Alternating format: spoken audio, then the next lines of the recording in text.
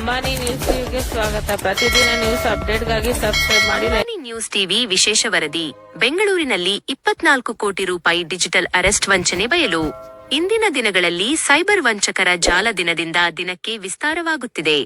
ಬೆಂಗಳೂರಿನಲ್ಲಿ ಇತ್ತೀಚೆಗೆ ನಡೆದ ಒಂದು ದೊಡ್ಡ ಸೈಬರ್ ವಂಚನೆ ಪ್ರಕರಣ ಇದೀಗ ಬೆಳಕಿಗೆ ಬಂದಿದ್ದು, ಪೊಲೀಸರು 5 ಆರೋಪಿಗಳನ್ನು ಬಂಧಿಸುವಲ್ಲಿ ಯಶಸ್ವಿಯಾಗಿದ್ದಾರೆ. ಸುದ್ದಿ ವಿವರ. ಬೆಂಗಳೂರಿನ ಶಿವಾಜಿನಗರದ ನಿವಾಸಿ ಲಕ್ಷ್ಮೀ ರಾಮಮೂರ್ತಿ ಎಂಬುವರಿಗೆ ಸೈಬರ್ ವಂಚಕರು ಡಿಜಿಟಲ್ ಅರೆಸ್ಟ್ ಹೆಸರಿನಲ್ಲಿ ಬರೋಬ್ಬರಿ 24 ಕೋಟಿ ರೂಪಾಯಿ ವಂಚಿಸಿದ್ದಾರೆ. ವಂಚನೆ ನಡೆದಿದ್ದು ಹೇಗೆ? ಪಿತೂರಿ.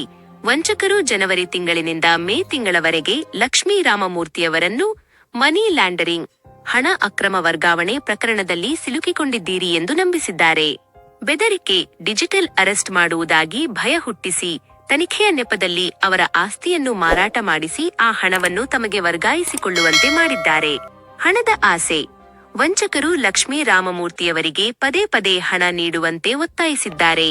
ಇಷ್ಟಕ್ಕೂ ನಿಲ್ಲದೆ ಅವರ ಮನೆಯಲ್ಲಿದ್ದ 1.3 ಕೆಜಿ ಚಿನ್ನಾಭರಣವನ್ನು ಅಡ ಇಡಿಸಿ ಹಣ ಪಡೆಯಲು ಪ್ರೇರೇಪಿಸಿದ್ದಾರೆ.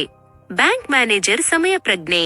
ಲಕ್ಷ್ಮಿ ಅವರು ವೃದ್ಧೆಯಾಗಿರುವುದರಿಂದ ಇಷ್ಟೊಂದು ದೊಡ್ಡ ಮೊತ್ತದ ಹಣವನ್ನು ಯಾಕೆ ವಿತ್ಡ್ರಾ ಮಾಡುತ್ತಿದ್ದಾರೆ ಮತ್ತು ಇಷ್ಟೊಂದು ಒಡವೆಗಳು ಇವರ ಬಳಿ ಎಲ್ಲಿಂದ ಬಂದವು ಎಂಬ ಸಂಶಯ ಬ್ಯಾಂಕ್ ಮ್ಯಾನೇಜರ್ಗೆ ಬಂದಿದೆ.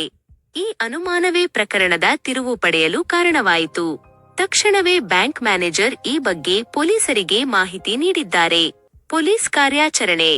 ಮಾಹಿತಿ ಪಡೆದ ತಕ್ಷಣವೇ ಕಾರ್ಯಪ್ರವೃತ್ತರಾದ ಸಿಸಿಬಿ ಸೈಬರ್ ಪೊಲೀಸರು ತನಿಖೆ ನಡೆಸಿ ಮುಂಬೈ, ಅಲಹಾಬಾದ್ ಮತ್ತು ದೆಹಲಿ ಮೂಲದ ಗೌರವ್ ಕುಮಾರ್, ಓಂ ಪ್ರಕಾಶ್ ರಜಪೂತ್ ಸೇರಿದಂತೆ ಒಟ್ಟು 5 ಆರೋಪಿಗಳನ್ನು ಬಂಧಿಸಿದ್ದಾರೆ.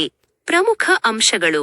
ವಂಚಕರು ಒಟ್ಟು 22 ಬೇರೆ ಬೇರೆ ಬ್ಯಾಂಕ್ ಖಾತೆಗಳಿಗೆ ಹಣವನ್ನು ವರ್ಗಾವಣೆ ಮಾಡಿಸಿಕೊಂಡಿರುವುದು ತನಿಖೆಯಲ್ಲಿ ಬಯಲಾಗಿದೆ.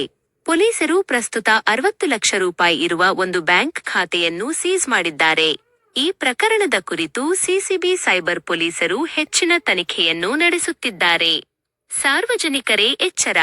ಯಾವುದೇ ಅಪರಿಚಿತ ವ್ಯಕ್ತಿಗಳು ಫೋನ್ ಕರೆ ಅಥವಾ ಆನ್ಲೈನ್ ಮೂಲಕ ನಿಮ್ಮನ್ನು ಬೆದರಿಸಿ ಹಣ ಕೇಳಿದರೆ ಗಾಬರಿಯಾಗಬೇಡಿ.